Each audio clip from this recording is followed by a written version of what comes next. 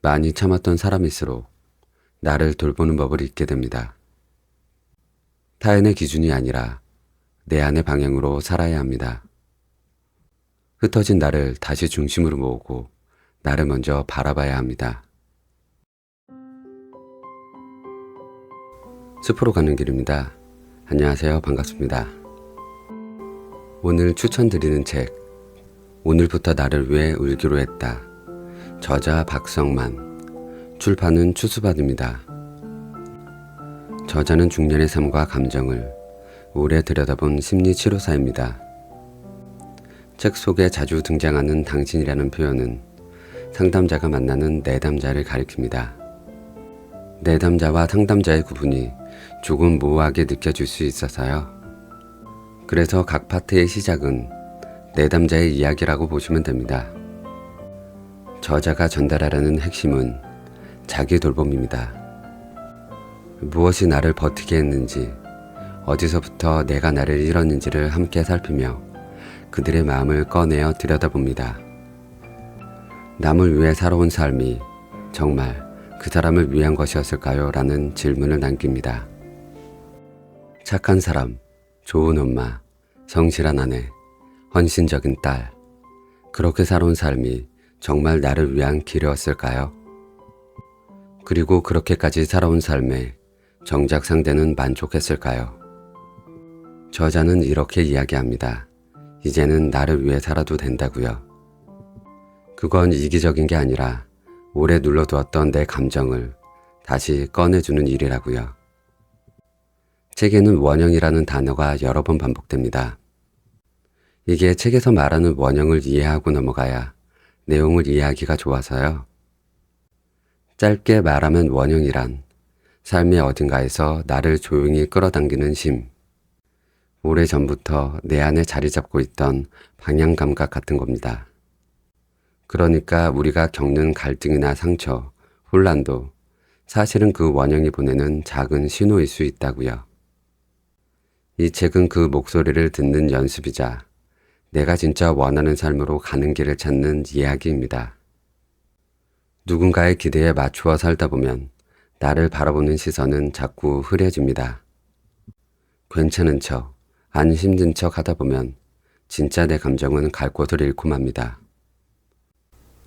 그럼 오늘부터 나를 위해 울기로 했다. 들어가 보겠습니다.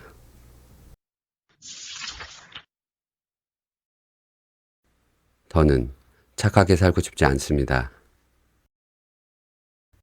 저는 어렸을 때부터 착하다는 말을 많이 들었습니다. 그게 이유였을까요? 지금은 사회복지사로 일하고 있습니다. 업무상 저소득 가정을 방문할 때면 사비를 들여서라도 아이들 간식을 사다 주어야 할 것 같아 이를 실천에 옮깁니다. 뿐만 아니라 제가 속한 크고 작은 모임에서는 꼭 희생을 해야 제가 할 일을 다 한 것 같습니다. 한때는 이 일이 즐거웠는데 이제는 지칩니다. 그래도 해야 한다는 압박에서 벗어나지 못하고 있습니다. 동료들은 저에게 천사라고 하는데 저는 좋은 일만 하는 천사가 얼마나 힘든지를 잘 알고 있습니다. 천사도 날개를 떼어내고 자신의 마음대로 살고 싶을 때가 많을 겁니다. 저는 초등학교 때부터 동생을 돌보며 엄마 역할을 해왔습니다. 이것과 제 안의 천사는 관계가 있는 것 같습니다. 가족에 대한 헌신도 좀 지나칩니다. 어떻게 벗어날 수 있을까요? 천사에게도 가끔은 악마 연습이 필요하다. 착한 사람 콤플렉스보다 더 강한 것은 구세주 콤플렉스입니다. 전자는 내가 착한 사람이 되는 것이고 후자는 세상의 구원자가 되는 겁니다. 전자는 마음만으로도 가능합니다. 후자는 자기 희생이 있어야 합니다. 그 중간에 당신이 있습니다. 당신은 자기 희생을 할 때마다 묘한 쾌감을 느끼고 거기서 중독성을 느낀다고 했습니다. 그럴 때마다 어딘가에 우뚝 선 찬사를 받는 감흥이 있었습니다. 그러나 그것도 잠시 당신은 다시 아래로 굴러 떨어집니다. 그리고 다시 올라가기 위한 자기 희생의 이유를 찾습니다. 당신의 그런 행동은 주변의 온도를 1도 올리겠지만 자신의 체온은 2도 떨어뜨렸습니다.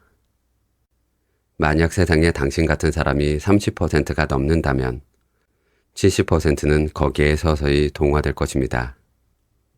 당신을 돌보는 천사도 세상에 충분히 있을 것이고, 그럼 당신은 소외당하지 않고 천사의 일을 계속할 수 있을 테니까요.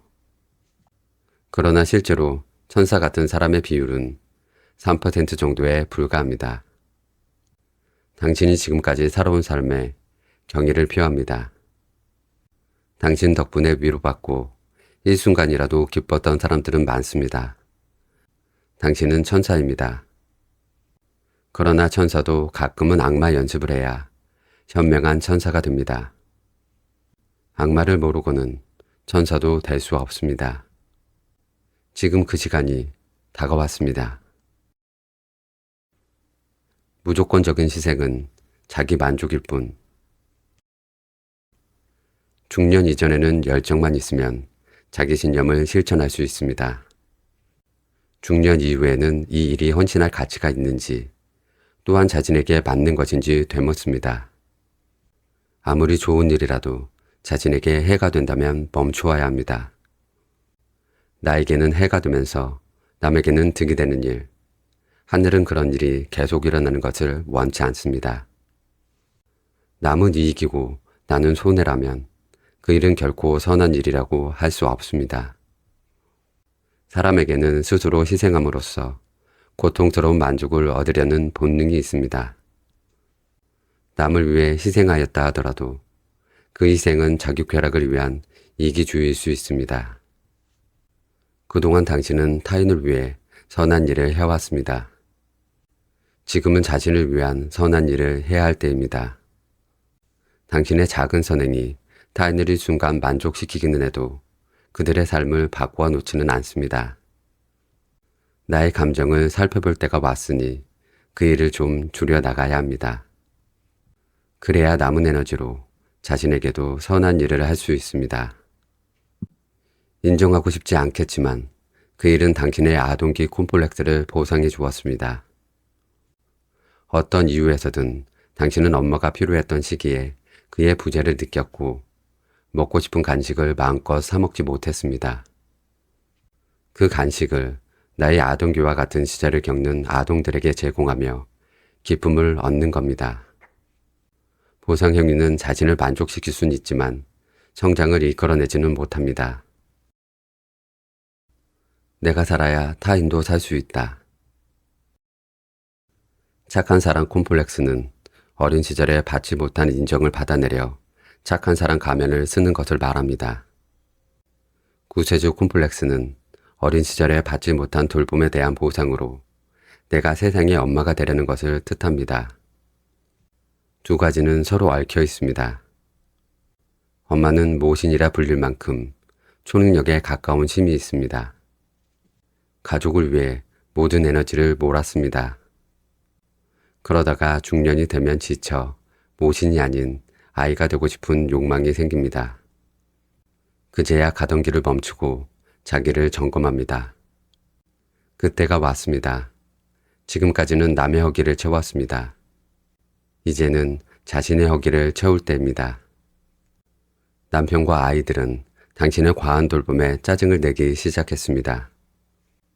오랫동안 즐겨했던 일인데 나는 지치고 타인은 짜증을 낸다면 그 일은 중단하라는 신호입니다.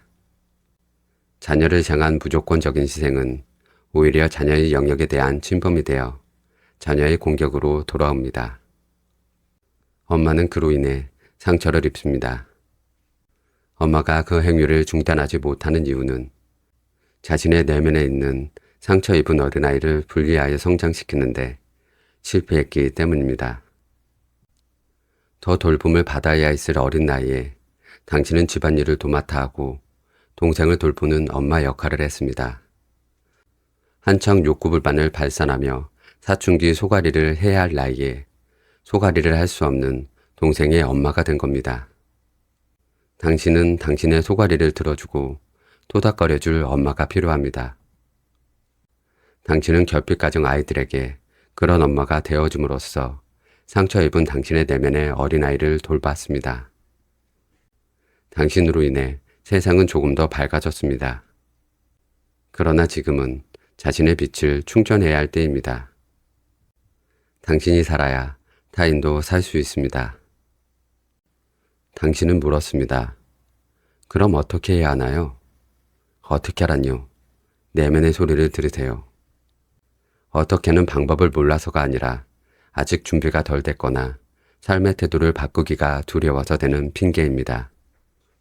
방법은 지천에 널렸습니다. 저는 심리상담 현장에서 어떻게 해야 하나요? 라는 질문을 수없이 받습니다.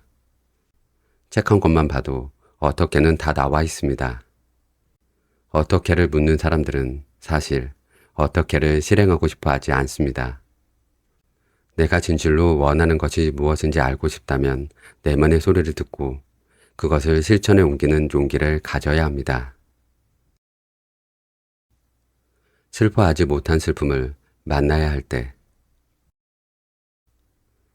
타인에게 향했던 에너지를 거두어 드리고 자신에게 돌리세요.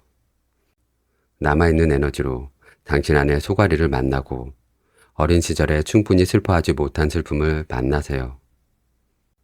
욕구를 참아가며 엄마 역할을 해왔던 어린 시절의 분노를 만나세요. 그때는 몰랐는데 왜 내가 엄마가 되어야 하나 하는 마음으로 원통해하고 화를 내야 합니다. 내 돌봄의 수혜자인 아버지와 동생을 미워할 수도 있습니다. 잠깐은 이런 불편한 감정도 만나야 합니다.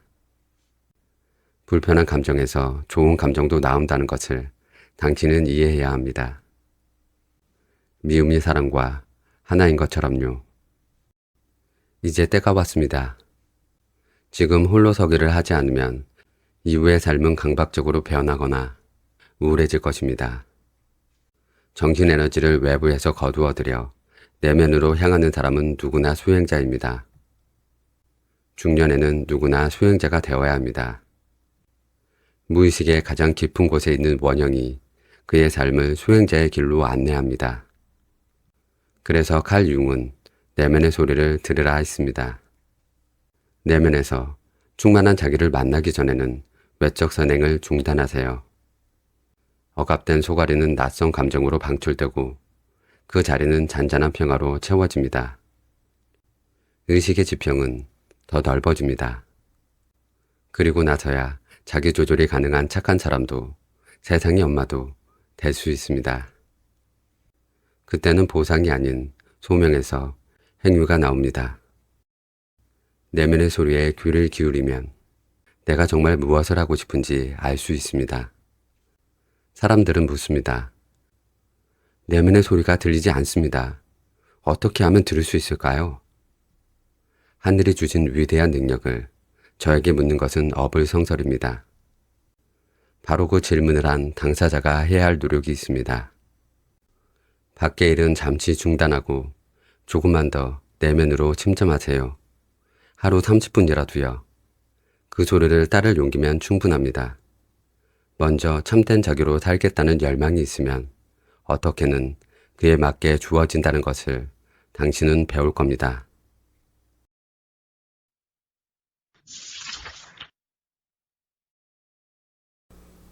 여자의 인생은 정말 다 그런 건가?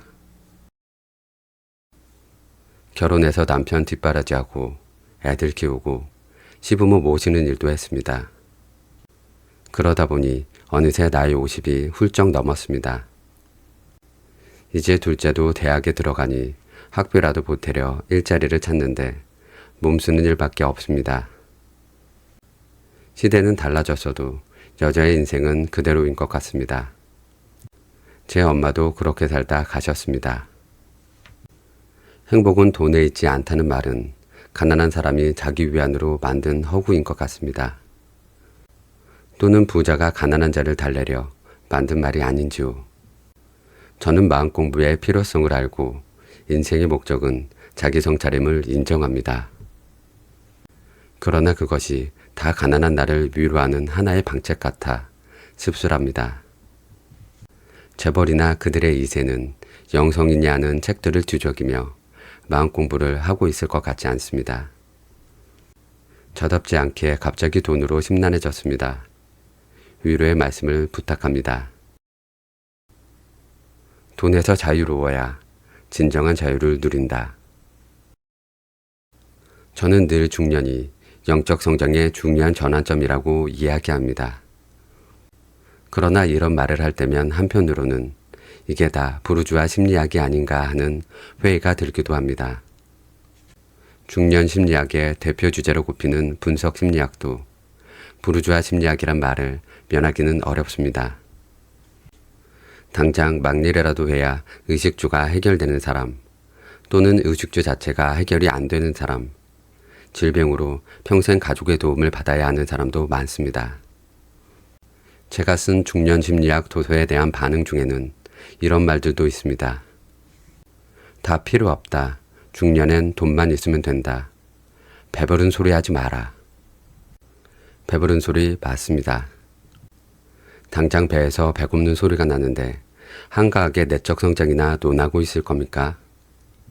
당장 나가서 몸 쓰는 일이라도 해야 하는 사람에게 명상이니 영적 독선이 하는 말들은 다 사치라고 여겨질 수 있습니다. 그들은 빈 시간에 휴식을 취해야 합니다. 그래야 내일이 오면 생업을 위해 일하러 나갈 수 있을 테니까요. 돈으로부터의 자유는 있는 사람에게나 없는 사람에게나 다 허상 아닐까요? 이만하면 됐다. 지금부터는 내 인생에서 돈 말고 다른 것을 위해서 살아야겠다 하는 사람이 얼마나 있겠습니까? 현직에서 물러나면 어디다 투자라도 해야 덜 불안하다고 합니다. 돈 없는 사람에게 돈 걱정은 그림자처럼 따라다닙니다. 돈 버는 일은 끝도 없고 사람이 돈을 따라다니면 그 다음부터는 돈이 사람을 데리고 돕니다. 돈의 노예가 됩니다. 돈으로부터 자유로워야 진정한 자유도 누릴 수 있습니다. 이게 다 허상일까요? 아무튼 이런 생각으로 저는 마흔에 쓰는 돈 반성문이라는 책을 썼습니다. 초기에는 재테크 책인 줄 알고 잘 판매되어 추가 인쇄도 했으나 그 반대의 가치를 말하는 책이라는 것이 회자되면서 판매량이 급감했습니다. 저는 각계각층의 사람들과 심리 상담을 하면서 사람이 한평생 살면서 벌어들이는 돈의 양은 거의 정해져 있다고 믿게 되었습니다. 사람의 무의식에는 그가 평생 동안 벌 돈의 양을 정하는 원형이 있다고 할까요? 돈을 많이 벌 운명의 사람은 돈에 대한 집착이 강하고 그 원형이 그런 환경을 만들어 갑니다. 돈의 초연할 운명은 돈에 대한 집착이 없고 그 원형이 그런 환경을 만들어 갑니다. 사람의 의지로 노력해봐야 지극히 미미한 양의 차이만 있습니다. 누가 재테크에 성공하여 일확천금을 벌었다고 해서 내 길도 아닌데 따라가봐야 손실만 나거나 시간만 낭비하고 돌아오더군요. 지극히 미미한 것에 인생 전체를 거시겠습니까? 돈이 목적인 사람은 돈이 눈에 잘 들어옵니다. 보이는 족족 쓸어 담는다고 합니다. 반면 그 밖에 다른 것이 목적인 사람은 그 밖에 다른 것들이 눈에 잘 들어옵니다. 오랜 세월이 흐르면 둘은 평행선을 달립니다. 중년 이후에 다시 재회하는 초, 중, 고등학교 동창생. 30여 년의 세월이 흐른 뒤의 모습은 정말 각양각색입니다. 표면적으로는 부의 양이 힘처럼 보이지만 다른 곳에서는 정반대의 일이 일어납니다. 사람은 자기가 가진 것을 발견하고 그 가치를 인정함으로써 인생의 다음 단계로 진입합니다. 무엇에 애착하느냐가 삶을 결정한다. 사람은 저마다 우선순위로 둔 가치에 정신적 에너지를 투여합니다. 마음을 찍는 엑스레이로 돈 잘 버는 사람의 마음을 24시간 밀착 촬영하면 어떨까요? 정신 에너지의 70%는 돈으로 가고 그런 내적 환경이 조성되는 모양이 찍힐 겁니다. 그들의 업적을 부러워하지 마세요. 그만큼 투자한 에너지가 큽니다. 반대의 마음을 가진 사람을 24시간 밀착 취재하면 반대의 것들이 보일 겁니다. 그들의 업적을 부러워 마세요. 그들은 거기에 모든 힘을 쏟았습니다. 각자의 마음소리에 충실하면 충분합니다. 존재감은 거기서 나옵니다. 돈 잘 버는 친구가 저에게 어떻게 그렇게 매년 책을 쓰냐고 부러워하더군요. 저는 너는 어떻게 그렇게 돈을 잘 버냐고 물었습니다. 그리고 내가 돈에 몰입하는 것처럼 나는 마음의 소리에 몰입한다고 말했습니다. 그런데 많은 사람들은 돈의 족쇄에 갇혀 그 밖에 다른 가치들을 못 보고 있습니다. 돈 걱정한다고 돈이 생기는 것도 아닌데 말이죠. 필요한 돈은 생길 거라는 믿음이 있어야 합니다. 여자의 인생은 다 그렇다는 것의 기준은 무엇인가요? 가족 뒷바라지 하다가 몸쓰는 일을 하려 나가려니 자존심이 허락하지 않아서인가요? 남편이 사업상의 이유로 자장이 넘어 술에 취해 들어오는 날이 많고 정체를 알 수 없는 해외 출장이 잦고 지병이 있더라도 돈 많은 남편의 아내는 여자의 인생은 다 그렇다는 말을 하지 않습니다. 돈이 보상해 줍니다. 돈은 정말 많은 것을 해줍니다. 그렇게 생각이 굳어지면 돈의 노예가 되기 시작합니다. 저야 전업주부를 하다가 늦게 일을 찾아 나선 사람이라고 합시다. 남편은 지금까지 정말 열심히 일했습니다. 남편에게는 돈 잘 버는 잠재력이 없어서 돈을 못 번 걸까요? 그렇다면 세상이 너무 불공평하지 않습니까? 같은 직종에서 일하는 남편의 친구들은 재테크도 잘하더군요. 남편은 능력이 없는 것이 아니라 단지 돈에 대한 애착이 떨어질 뿐입니다. 사람은 무엇을 애착하는지에 따라 그의 가치관과 삶이 결정됩니다. 애착의 대상은 자아의 의지가 아닌 무의식이 선택합니다. 만일 세상의 모든 사람이 집단 의식을 따라 돈에만 애착한다면 세상은 돈 세상이 됩니다. 정말 재미없습니다. 유발 하라리의 사피엔스에 따르면 전 세계의 돈은 약 60조 달러입니다. 이 중 돈의 가치는 10%인 6조 달러입니다. 나머지 90%는 무장 경비원의 엄호를 받으며 은행에서 주무지고 있습니다. 세상 모든 사람들이 돈에 종속되면 은행만 부유해지고 무장 경비원만 늘어나지 않겠습니까? 생각만 해도 끔찍합니다. 인간관계, 일, 선행, 독서, 학문, 예술, 문학, 과학 등 애착 대상은 다양합니다. 단번에 부자로 만들어준다는 자기계발서에 현혹되지 마세요. 돈은 그저 수단이자 따라오는 것입니다. 자본주의는 이 원리를 깨뜨려 돈을 목적으로 만들어버렸습니다. 돈에 가난한 자족하는 것부터 배운다면 더 많은 사람이 행복해지는 것은 명명백백합니다. 살아오면서 쌓은 나만의 자산을 생각하라. 당신 부부는 고등학교 시절 한 문학 발표회에서 만났습니다. 두 분은 문학 소년의 낭만을 즐겼습니다. 청소년기에 무엇에 끌리는가를 잘 살펴보면 앞으로 살아야 할 인생의 방향이 보입니다. 두 분은 서로 끌리는 것이 비슷했습니다. 친구같이 편하고 대화가 잘 통해 오랫동안 연애하고 결혼했습니다. 당신은 말했습니다. 돈이 많으면 좋겠지만 우리 부부는 어떻게 하면 많은 돈을 벌 수 있을까를 생각해 본 적이 거의 없습니다. 고정 봉급은 나오고 하루를 기쁘게 사는 것이 곧 인생이라 생각했습니다. 그런데 자녀 교육비에 지출이 증가했습니다. 나이가 드니 생각하지 않은 일에 돈 쓸 일이 많아집니다. 궁여지책으로 주식에 투자했다가 손해도 좀 봤습니다. 나이 50이 되자 돈으로 평가받는 일들이 점점 늘어납니다.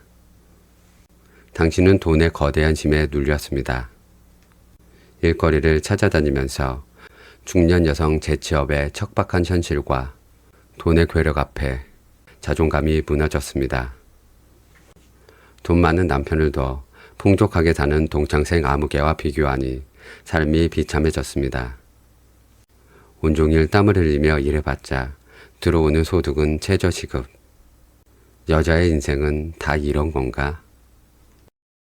갑자기 노후가 불안해졌습니다. 벌어놓은 것은 없는데 앞으로 쓸 일은 많고 그냥 자족하고 따뜻한 마음으로 살아왔는데 갑자기 삶이 원망스러웠습니다. 자신이 무능하고 초라해 보였습니다. 나이 들면 불확실한 미래는 더 불확실해 보입니다. 돈 많은 사람은 넘쳐나는 돈 관리를 그리고 질병과 죽음을 두려워하더군요. 다들 그렇게 돈의 횡포 속에 살아갑니다. 사람을 불안하게 하는 것의 실체는 돈이 아니라 돈 걱정입니다. 돈은 물과 같아서 필요한 곳을 채우고 다시 흐릅니다. 골을 깊게 파서 고이게 하니 돈이 썩고 썩지 않게 관리해야 하니 돈 걱정에 나날을 소비합니다. 열심히 살면 꼭 필요한 돈은 나를 찾아온다는 믿음을 가져야 합니다. 돈 걱정은 꼬리를 물고 계속 따라옵니다. 돈 걱정이 들 때는 지금 내가 가진 그 밖에 다른 자산이 무엇인지 생각해 보세요. 지금까지 살아온 삶에서 농축된 부부의 자산을 찾아보세요. 중년 이후에도 대화가 통하는 부부는 흔치 않습니다. 당신 부부는 서로 통합니다. 주말이면 공공도서관에 함께 가서 반나절을 독서에 몰두하고 가벼운 산책을 즐깁니다. 돈이 필요 없는 취미입니다. 시에서 주최하는 저렴하고 다양한 문화행사도 즐깁니다. 당신 부부는 둘을 하나로 이어주는 단단한 중간 영역을 가지고 있습니다. 그것은 돈으로 살 수 없는 삶의 의미이자 즐거움이고 부부가 발산하는 에너지입니다. 이 땅에 많은 부부가 당신 부부 같으면 세상은 더 밝아질 것입니다. 그런 당신이 단지 돈 문제로 여자의 인생은 다 그런 것이냐고 한숨을 내쉬는 것은 정말 어울리지 않습니다. 남편 정년은 아직 남았고 당신도 이 일을 시작했습니다. 직업에 귀천이 없다는 것과 돈이 없어도 행복할 수 있다는 것을 세상에 당당히 보여줄 때가 왔습니다. 책에서 배운 것을 증명할 기회를 얻었습니다. 자신이 원했던 삶을 실천으로 옮기는 것은 최고의 은총입니다. 중년의 지금까지 살아온 것과는 전혀 다른 삶으로 리모델링 하려는 시도는 매우 위험합니다. 당신 부부는 청소년기부터 문학 소년이란 기초에 걸맞은 인생의 건축물을 세워왔습니다. 그 위로 중년 이후의 삶을 리모델링 해야 합니다. 지금 세상은 병에 걸렸습니다. 말에 상찬을 늘어놓는 사람이 아닌 참된 자기로 살아가는 사람이 세상을 치유합니다. 당신 부부는 그렇게 살았고 앞으로도 그렇게 살아갈 충분한 능력이 있습니다. 당신 부부의 삶이 곧 세상에 전하는 치유의 메시지입니다.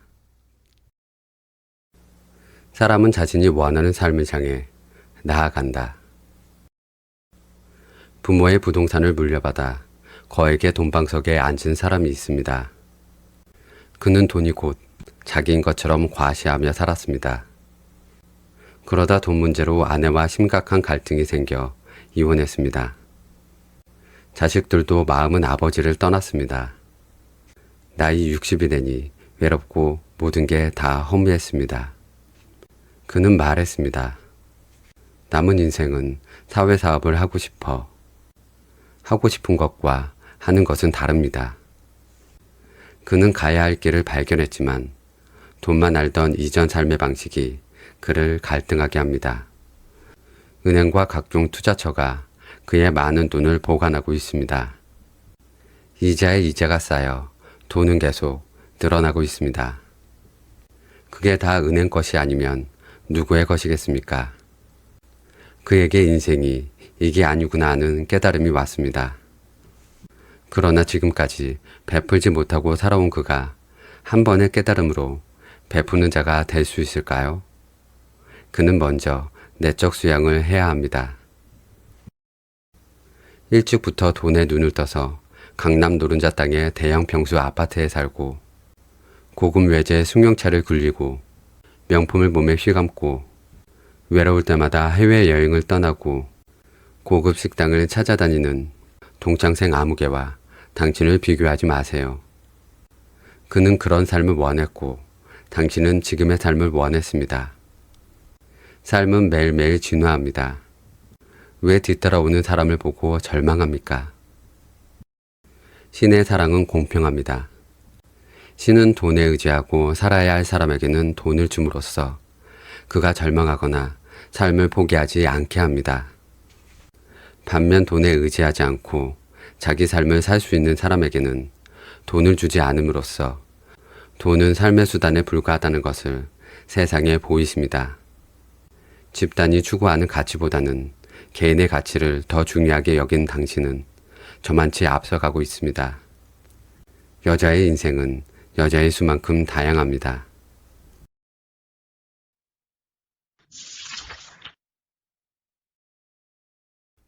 남들의 기대에 부응해야 할까요? 저는 서울의 명문대학교에서 국문학을 전공하여 석사학위를 취득한 50대 초반의 주부입니다. 그동안 초, 중 등 학생을 대상으로 논술 지도를 했습니다. 가정사에 충실하면서 저와 아이들 용돈 정도는 벌었습니다.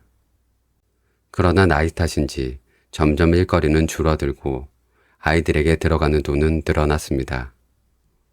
남편의 봉급으로는 한계에 봉착해 취업이 잘 된다는 간호조무사를 하려 합니다. 직업에 귀천이 있는 것은 아니지만 석사학위를 가진 사람으로서 자존심이 상하는 일이라며 가족은 물론 친구들도 만류합니다. 그런데 저는 아무렇지도 않고 잘할 수 있고 보람도 있을 것 같습니다. 지인들은 제가 그 일을 해봤자 얼마 못 간다고 그 돈과 시간을 다른 곳에 투자하라 합니다. 제가 이상한 건가요? 사회가 부여한 페르소나에 연연하지 않는 심. 심리학에는 페르소나라는 용어가 있습니다. 페르소나는 그리스어로 가면을 뜻하며 사회가 그에게 부여한 지책을 말합니다. 당신은 여성, 엄마, 아내, 논술교사, 명문대 국문학 석사라는 페르소나를 가졌습니다. 자아는 페르소나를 통해 외적 세계와 만남으로써 사회에 적응합니다. 한 사람이 가진 다양한 페르소나는 서로 유기적 관계에 있고 상황에 따라 유연성을 발휘해야 합니다. 밖에서는 논술교사의 페르소나를 썼다가 집에 들어와서는 엄마의 페르소나로 갈아써야 합니다. 그렇지 않으면 논술교사로서의 자식과 남편을 대할 것이고 가족과의 갈등을 피할 수 없을 것입니다. 페르소나가 곧 그 사람의 인격은 아닙니다. 명문대 석사학위는 당신의 페르소나지 인격은 아닙니다. 당신의 지인들은 페르소나를 위하여 자아의 소망을 포기하라고 합니다. 그러나 당신은 자아의 소망을 위하여 새로운 일을 하려 합니다. 중년에 시작하는 새로운 일은 새로운 인생을 살게 합니다. 머리로 하는 일은 좋은 일이고 몸으로 하는 일은 나쁜 일이라는 사회적 통념을 당신은 넘어서 있습니다. 직업군 중에 특히 변하기 힘든 페르소나는 가르치는 사람입니다. 교수, 교사, 목사, 법률가 등이 여기에 속합니다. 이들은 주로 말로 모르는 사람을 가르칩니다. 거의 항상 타인보다 많이 알고 있습니다. 이들에 대한 사회적 기대는 높고 어디에서든 인정도 받습니다. 그러니 이들은 변화하려 하지 않고 단단한 페르소나를 가집니다. 그런데 당신에게는 유연성이 있습니다. 자신의 인격을 페르소나와 동일시하지 않는 겸손한 사람입니다. 당신은 인생 후반에 몸쓰는 직업으로 이직하려 합니다. 그런데 오히려 마음이 편해짐을 느꼈습니다. 보람을 느낄 수 있다는 소망은 의식이 아닌 무의식에서 나왔습니다. 사람은 사회적 인식에 많은 영향을 받습니다. 사회가 부여한 페르소나에 연연하지 않는 심은 원형에서 나옵니다. 원형의 의식화, 곧 원형의 도움은 새로운 페르소나를 두려워하지 않게 해줍니다. 원형은 집단의 판단과 기준과는 다른 것을 제시하기에 집단의 의식을 중요시 여기는 사람은 망설입니다. 집단 의식에 자신을 끼워 맞추어 집단의 인정을 받는 것을 삶의 목표로 삼는다면 그는 자신의 삶이 아닌 집단의 삶을 사는 겁니다. 겉으로는 성공적이고 만족스러운 인생으로 보이겠지만 왠지 모르게 속은 공허합니다. 그 공허를 호소하나 집단의 요구로부터 벗어날 용기는 없습니다. 그들의 삶은 전진하면서도 마음은 우울합니다. 집단이 요구하는 단단한 페르소나를 가진 직업일수록 속은 허합니다. 중년 이후에는 집단 의식에 대한 의존도를 덜어내야 합니다. 자기로서의 삶을 사는 용기. 당신의 자아는 지금 페르소나가 아닌 내면을 여행하고 있습니다. 당신은 내면의 소리를 듣는 용기를 가졌습니다. 이는 생각만 해도 심장을 뛰게 합니다. 간호조무사라는 페르소나를 하나 더 가짐으로써 오는 사회적 성취가 아닙니다. 새로운 페르소나를 가지면 새로운 사람을 만납니다. 새로운 경험을 합니다. 경험은 그 자체로 가장 값지고 아름답습니다. 어떻게 내면의 또 다른 나와 대응할지를 생각하면 설레는 일입니다. 설렘은 집단의식을 벗어났을 때에 오는 세속적인 손실과 소외감을 보상하고도 충분히 남습니다. 당신은 종교인이 흔히 쓰는 영적이란 말을 쓰지 않았고 그런 말 사용을 매우 꺼렸습니다. 당신은 외적 관계의 통로인 페르소나가 아닌 내면의 소리를 듣는다는 점에서 이미 충분히 영적입니다. 두려움은 자아가 외부에서 집중하면서 생깁니다. 외적인 것은 항상 변합니다. 사람을 자극하게 하고 불안하게 합니다. 내적 인격과 만난 사람은 두렵다고 이를 포기하지 않습니다. 그에게 두려움은 왔다가 사라질 하나의 감정에 불과합니다. 당신은 평소 선친께서 약주 한잔 하시며 즐겨 하던 말을 떠올렸습니다. 평양 감사도 자기가 하기 싫으면 안 하는 거야. 아버지도 평양 감사로 대변되는 명망 있는 페르소나보다는 자기로서의 삶을 소중히 여기고 그렇게 사셨습니다. 당신의 아버지는 사회적으로 더 출세할 수 있는 기회도 있었으나 그러다가는 내가 나를 잃어버린다고 당신 철학에 투철한 삶을 사셨습니다. 아버지에게 경제적 소득과 사회적 지위는 언제나 차선이었습니다. 그것은 당신이 아버지에게서 물려받은 위대한 유산입니다. 이 세상에서 가장 위대한 자산은 자기로서의 삶을 사는 용기입니다. 존재는 무수한 경험의 합산이다. 당신은 대학 진학을 앞두고 취업이 잘 되는 실용과학에 진학하려 했습니다. 그러나 그렇게 사는 것은 왠지 모르게 하기 싫은 평양감사를 하는 일 같아서 포기했습니다. 평양감사도 진정한 자기 실현이 될 수 있지만 내 몸에 맞지 않으면 버려야 합니다. 당신도 아버지처럼 버릴 것은 버리고 취할 것은 취하는 용기를 가졌습니다. 국문학을 전공해서 잘 돼야 학교 선생이니 너처럼 우수한 학생은 법대에 가서 판검사가 되라는 담임 선생님의 매우 현실적인 조언을 당신은 뿌리쳤습니다. 당신이 국문학을 공부하면서 얻은 소득은 학과 공부와는 상관없는 다양한 독서였습니다. 당신은 좁은 사고의 울타리에서 나오는 경험을 했습니다. 삶에 대한 의지는 소위 잘 나가는 사람의 모방에 있지 않다는 것을 일찍 깨달았습니다. 당신은 이 일이 나를 어떻게 행복하게 할지를 먼저 생각했습니다. 내가 나로서 사는 일에 있어서는 이 세상 어떤 것도 나의 길을 막을 수 없다는 신념을 가졌습니다. 그것 때문에 종종 어려운 일도 겪었지만 삶은 꿋꿋이 자신의 길을 걷는 사람을 돕습니다. 더 많은 돈이 필요한 경제적 여건, 평범한 논술 교사로서의 한계, 그것은 불행이 아니라 당신의 삶을 새롭게 만드는 추동력입니다.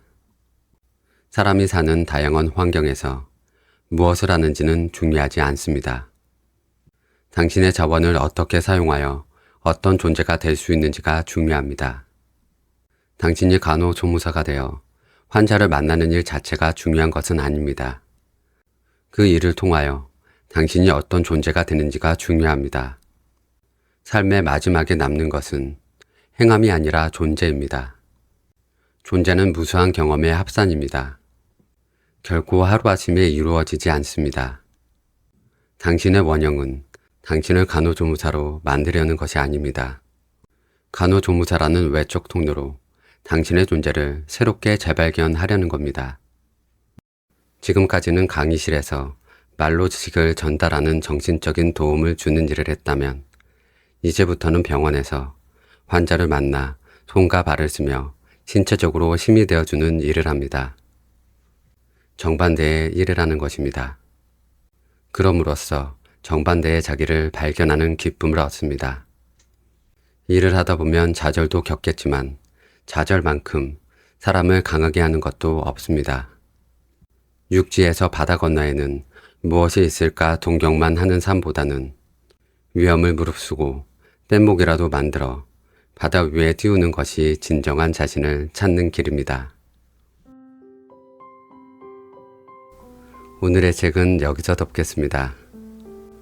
지금까지 남을 위해 살아왔다면 이제는 나를 위해 한 걸음 내딛어도 괜찮습니다. 당신의 마음이 너무 늦지 않게 당신에게 닿기를 바랍니다. 숲으로 가는 길이었습니다. 고맙습니다.